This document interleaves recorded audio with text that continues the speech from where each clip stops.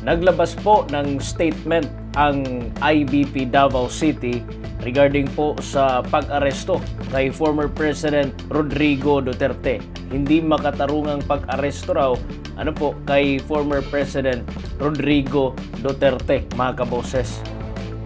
Ayon ho rito, basahin ko po mga kaboses kasi kinalampag po nila. Ito pong IBP, Integrated Bar of the Philippines. Ito po grupo ng mga lawyers, mga kaboses, sa Davao City.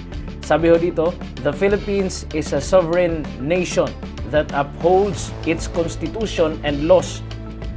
Recent key reforms strengthen our justice system that now deliver a swifter, more efficient, and more accessible justice for all.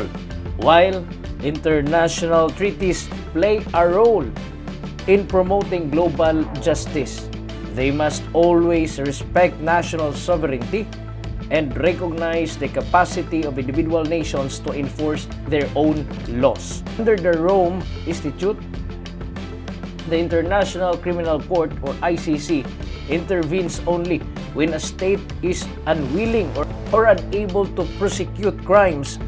However, the Philippines withdrew from ICC effective March 17, 2019, which means that as a non-member state, it is no longer bound by its obligations. While it can also be argued that the ICC retains jurisdictions over past crimes committed before 16 of March 2019 prior to the Philippine withdrawal, any attempt to enforce its orders would still depend on the cooperation of ICC state parties.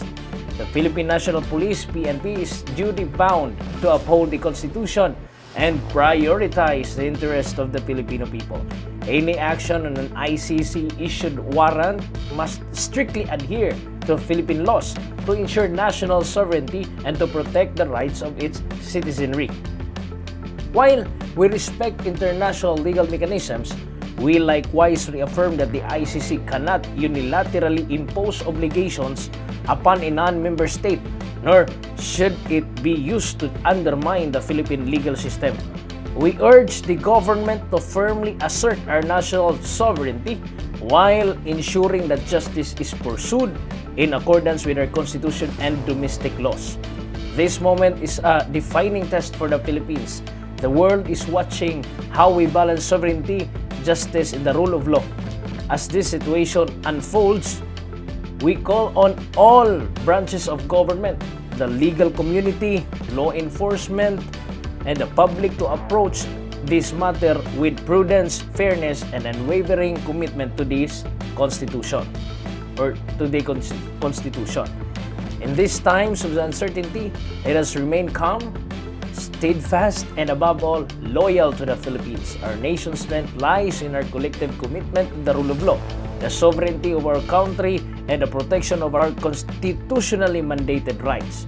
Loyalty to the country is not measured by silence or complacency, but by our willingness to remain engaged, informed, and steadfast in ensuring that justice, truth, and due process prevail.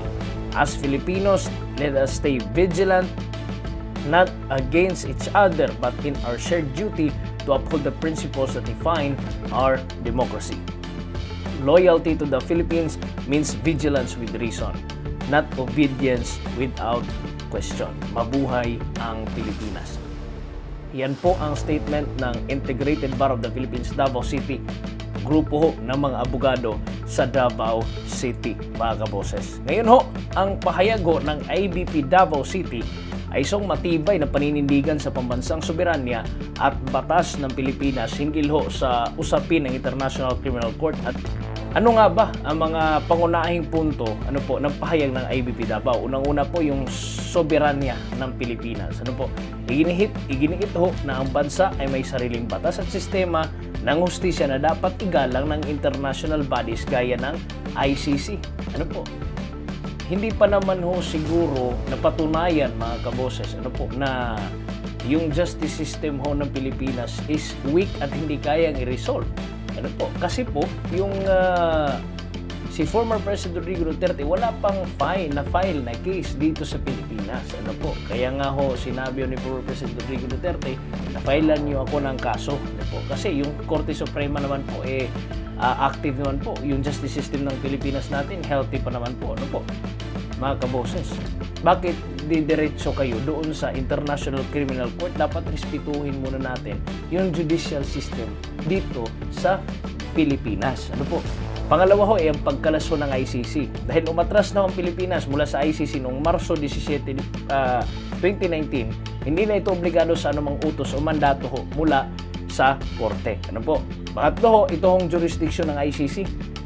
Bagaman maaaring ipagpilitan ng ICC ang jurisdiction nito sa mga krimeng nangyari bago ang withdrawal, nakasalalay pa rin ito sa kooperasyon ng mga bansa. Ano po, mga kaboses? So, kailangan pa rin yung respeto dito sa bansang Pilipinas. Ang nangyari ho kasi, yung, before na-arresto si former President Rodrigo Duterte, hindi ho alam ng mga tao na meron talagang ganun. Kasi una na hong dininay ng Malacanang na merong arrest warrant si former President Rodrigo Duterte na isi-serve sa kanya.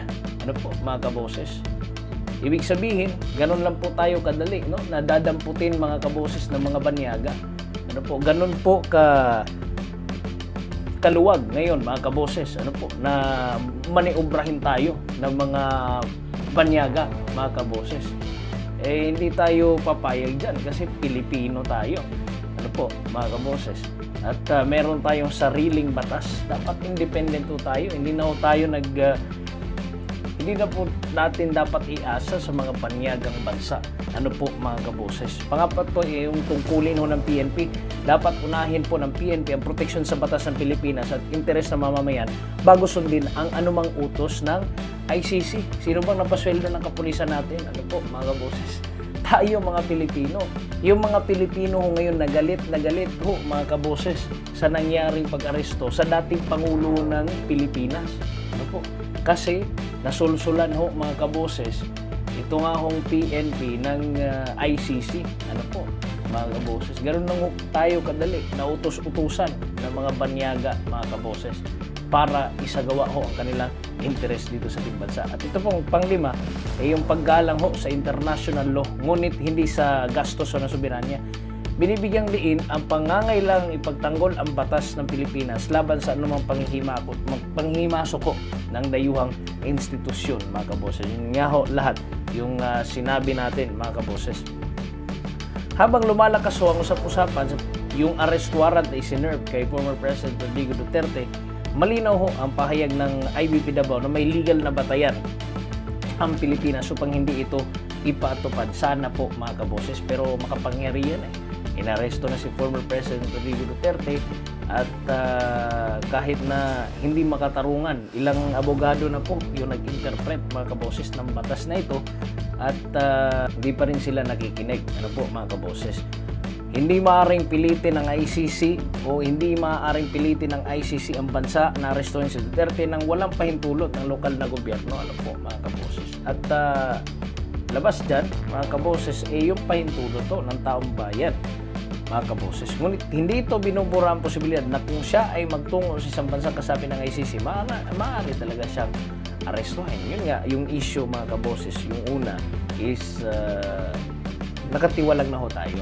Naka-withdraw na po tayo, mga kaboses. Ngayon, mahalagang tanong, mga kaboses, may epekto ba ang posibleng ICC warrant sa mga plano ni Duterte sa politika o sa kanyang pamilya, mga kaboses? O ito ba ay talagang pamumulitika ng nasa gobyerno ngayon, sa gobyernong Marcos? Ano po, mga kaboses?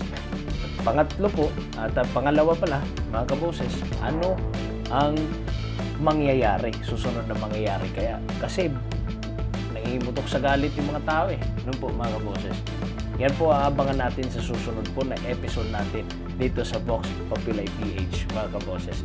Sa susunod po natin natatalakayin yung iba pa pong mga legal basis, ano po, mga kaboses, nitong pag-aresto kay former President Rodrigo Duterte at yung progress po, mga kaboses, nitong pag-aresto kay former President Rodrigo Duterte. Comment kayo sa baba kung ano ho ang reaksyon ninyo.